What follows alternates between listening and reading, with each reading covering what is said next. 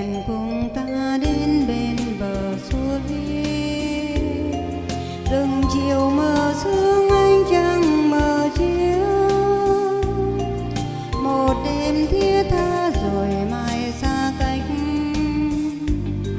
Rồi đây ai ngờ biết tới phương nào, biết bồng ngàn sâu suối mờ trầm lắng. Lòng buồn từ ly nhớ nhung chiều vắng, người ơi nhớ khúc nhạc lòng đêm mây. Ngàn đời vẫn nhắc bên suối trăng tàn,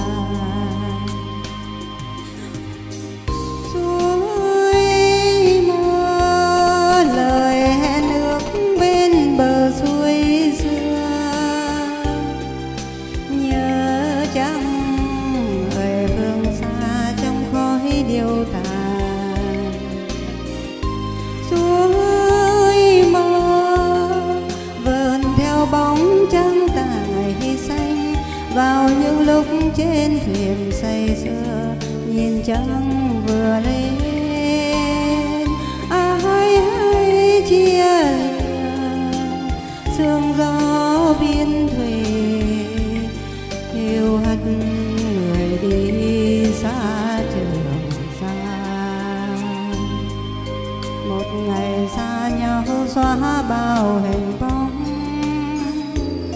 Trời bày chia ly khiến cho lòng héo, người ơi cách xa người quên hay nhớ. Ngày xưa còn đó trăng nước mong chờ,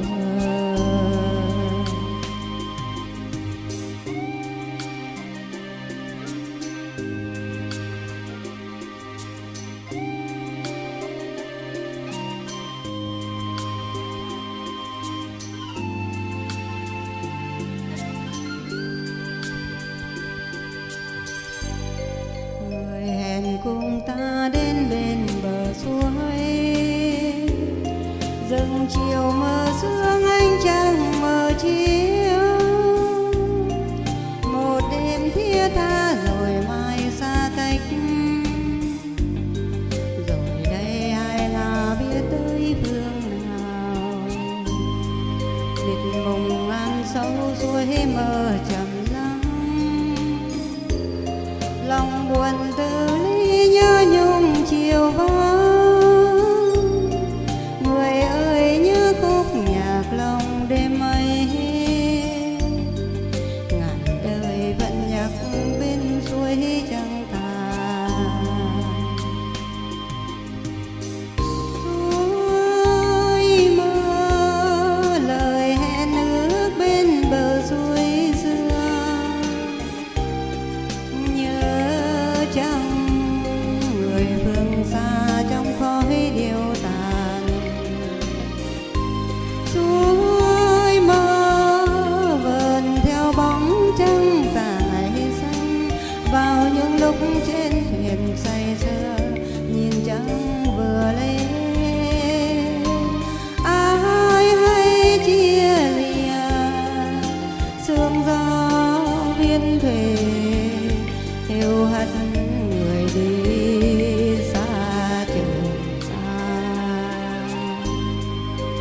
một ngày xa nhau xóa bao hình bóng.